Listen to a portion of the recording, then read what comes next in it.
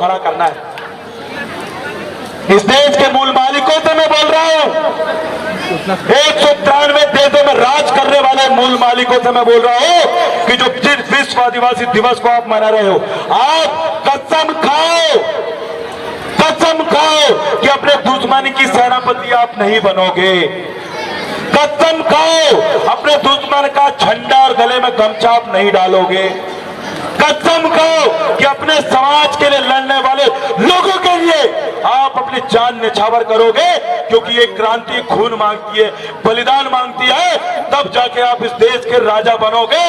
अन्यथा आपके पास अभी यहाँ कितने लोग हैं जिनके पास 100 एकड़ जमीन? हाथ ऊपर करो, सामने वाले हाथ ऊपर करो जिसके पास 100 एकड़ जमीन है। इक्का दुक्का लोग भी नहीं दिख रहे। 100 एकड़ जमीन नहीं है।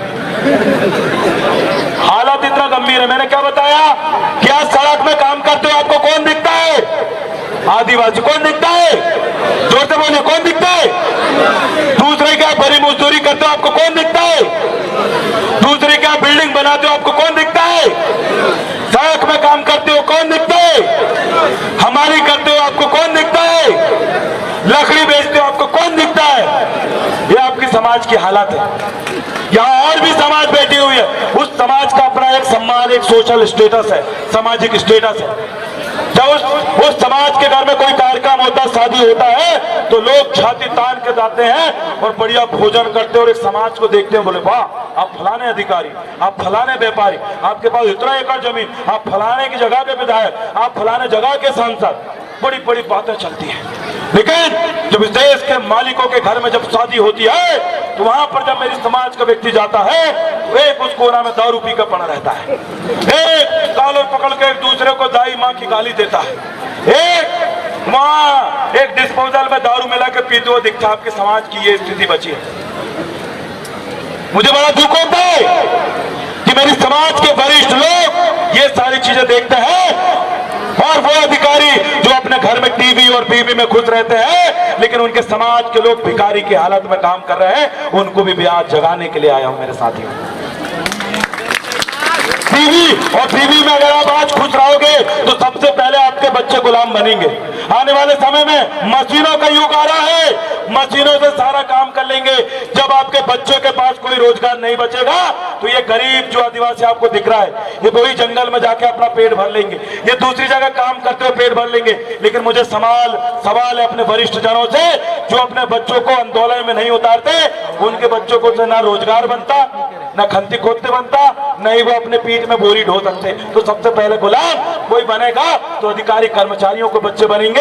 इसलिए अपने बच्चों को लड़ना सिखाइए, अपने बच्चों को बताइए कि समाज के लिए तेको जागना पड़ेगा। अगर नहीं जागा तो अंतिम पीढ़ी को बचाने की, अंतिम पीढ़ी की अंतिम लड़ाई है, इसके बाद कुछ नहीं बचने वाला। इसलिए आपको इस बात को समझना पड़ेगा। अगली चीजें मैं आपसे कहना चाहूंगा, आपको जो नौकरी मिली है वो है प्रतिनिधित्व के कारण मिली है, और प्रतिनिधित्व पुरखों द्वारा चलाए गए आंदोलन का प्रोडक्ट है। आपके पास आज जो जंगल है वो कैसे बचा है? आपके बाप दादा, हमारे बाप दादा बिरसा मुंडा, कुमराम बीबू, बाबूराव सिडमा के गुंडादुर, इन लोगों ने अंग्रेजों से लड़े तब जाके जंगल बचा। इन लोगों ने अंग्रेजों से लड़े तब जाके तुम्हारे लिए आरक्षण बना 1935 के संविधान में। इन लोगों ने उस समय लड़े तब जाके भूमि संपादन अधिनियम बना जमीन बचाने के लिए। इन लोगों ने उस समय लड़ा तब जाके आपको सभी प्रकार के टैक्स से मुक्ति अंग्रेजों ने दी थी।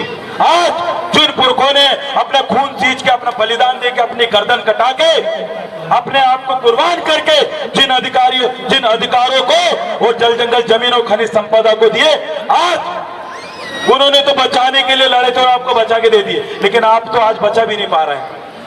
उन्होंने आपके पास सौंपा कि तुम्हारा काम है खनिज संपदा बचाना, लेकिन तुम बचा भी नहीं पा रहे हो, सिर्फ उधर उजड़ता जा रहा है। यहाँ अडानी आता है, अडानी आके पूरे जंगल को काटता है, उन जंगलों को, जिन जंगलों को सींच के अपने बाप दादा और पुरखों की तरह हमारे लोगों ने बड़ा किया है, जिन जंगलों की सुरक्षा करते हैं हमारे नन्हे मुन्ने बच्चों ने अपने बलिदान दिया है, आज उन जंगलों को उजाड़ा जा रहा है। उसके लिए कौन बोलेगा? उसके लिए आवाज कौन उठाएगा? मेरी समाज, आपको आवाज उठाना पड़ेगा, आपको बोलना पड़ेगा, और आपका अपना एक पहचान है, आज 4 बार में दिल्ली में जंतर मंतर में आदिवासियों की संस्कृति बचे, इस हेतु मैंने आंदोलन किया 4 बार। उसमें हमने उन्होंने कहा कि भाई जो आदिवासी लोग हैं वो इंडिजिनस पीपल है। इंडिजिनस पीपल मतलब वो ओरिजिनल नस्ल, देसी मक्का, देसी ज्वार, देसी कुटकी आपने देखे होंगे, ये देसी है। इसमें मिलावट है क्या? मिलावट है क्या? ये देसी मक्का, देसी कुटकी, देसी ज्वार, इनमें मिलावट नहीं है, ये देसी है। और एक आती थैली वाला मक्का, हाइब्रिड वाला, एक आता थैली वाला मक्का जिसमें बहुत मिलावट है। तो जो जिसमें मिलावट नहीं है उसको कहते हैं इंडिजिनस ब्रीड, और जिसमें मिलावट है उसको कहते हैं हाइब्रिड। तो आप इंडिजिनस ब्रीड हो या हाइब्रिड हो, बोलो।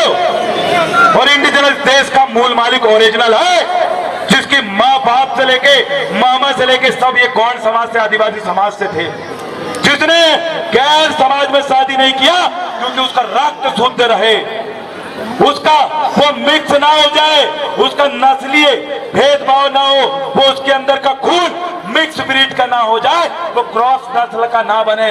इसलिए हमारे पुरखों ने देव व्यवस्था बनाई, संस्कृति बनाई, और आज उसी संस्कृति को बचाने के लिए हम लोग सड़कों में उतरे हैं। क्यों?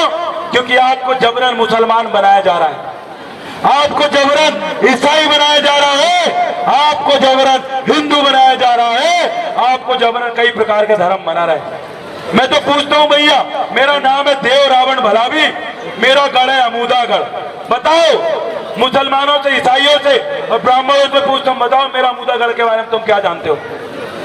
मैं साथियों वाला देव रावण भलावी हूं, वही साथियों जिनका मुठवा तुरपुराय था, वही गुमका, वही साथियों जिनको चिटक राज बोलते थे, वही जिसको भंडे सारा बोलते थे, उन भूमिका, उन साथियों के बारे में आप क्या जानते हो? तो ना मुसलमान मेरी पहचान कर पाता है, ना ईसाई मेरी पहचान कर पाता है, ना हिंदू, इस देश का जो पंडित है, सबसे प्रबुद्ध व्यक्ति, वो भी हमारी पहचान नहीं कर पाता। मैं उससे पूछता हूँ कि जो मेरा बाना है वो नाग बाना है, मैं जिस वंश का हूँ वो नाग वंशी है, मेरा जो पेड़ है वो भिलमा का पेड़ है, मेरा जो बेल है वो सिंघाड़ा बेल है, और मैं जिस पक्षी की पूजा करता हूँ उसको नीलकंठ पक्षी कहते हैं, और जिस जंगली जीव की रक्षा की जिम्मेदारी मेरे पुरखों ने दिया है उसको हम से ही कहते हैं। बताओ इनके बारे में तुम क्या जानते हो? वो भी नहीं जानते। हमारे मध्य प्रदेश में हर गांव में मुठवा बाबा मिलता है, हमारे मध्य प्रदेश में हर गांव में खंडेरा पेड़ मिलता है, जिसमें हम रावण गोंगो करते हैं, रावण पूजा करते हैं। आज आप देखिए, आपकी जो संस्कृति है उसके बारे में कोई दूसरा व्यक्ति नहीं जानता। इसका कारण क्या है? क्योंकि इस देश में बहुत सारे लोग बाहर से आए हैं, उनको आपकी संस्कृति का ज्ञान नहीं है। उसी संस्कृति को बचाने के लिए देव रावण जगह जगह निकला है, और मैं आपसे इस पंडाल में आपको शपथ दिलाना चाहता हूं कि आप अपनी संस्कृति को मानने के लिए तैयार हैं। हाथ ऊपर करिए, दोनों हाथ ऊपर करिए। आपके बाजू में कौन सी नदी है? नाम बताओ, कोई नदी का नाम बताओ जोर से। कौन सी नदी? सकरी नदी। दोनों हाथ ऊपर करके मेरे साथ कसम खाइए। अरे कोई उल्टी सीधी कसम नहीं खाओ, हाथ ऊपर कर लीजिए। दोनों हाथ ऊपर करके मेरे साथ शपथ लीजिए कि जो लोग आपके संस्कृति और आपके धर्म, आदिवासी संस्कृति को खत्म कर रहे हैं, जो लोग आपकी जल जंगल जमीन छीन रहे हैं, जो पार्टी आपको इतने समय से गुलाम और विनाश करते आ रही है, उसको आप सकरी नदी में बहाने के लिए तैयार हो कि नहीं? बताओ, तैयार हो कि नहीं? बताओ, पीछे वाले तैयार हो कि नहीं? बताओ, आप मालिक बनने के लिए तैयार हो? दोनों हाथ ऊपर करके बताओ, मालिक बनने के लिए तैयार हो? अपने अपने पुरखों को मानने के लिए तैयार हो? अपने लोगों को दान देने के लिए तैयार हो? अपने लोगों को मतदान करने के लिए तैयार हो? अपने लोगों को सम्मान करने के लिए तैयार हो? दुश्मनों के संगठन को छोड़ने के लिए तैयार हो? तैयार हो? मैं आपको शपथ देता हूं, आने वाले समय में आप ही के बीच में बैठे तमाम वरिष्ठ जन, आपके बाजू में बैठे तमाम युवा जन इस छत्तीसगढ़ राज्य के मुख्यमंत्री बनेंगे, विधायक बनेंगे, सांसद बनेंगे, पूरे समाज को न्याय राज करेगी।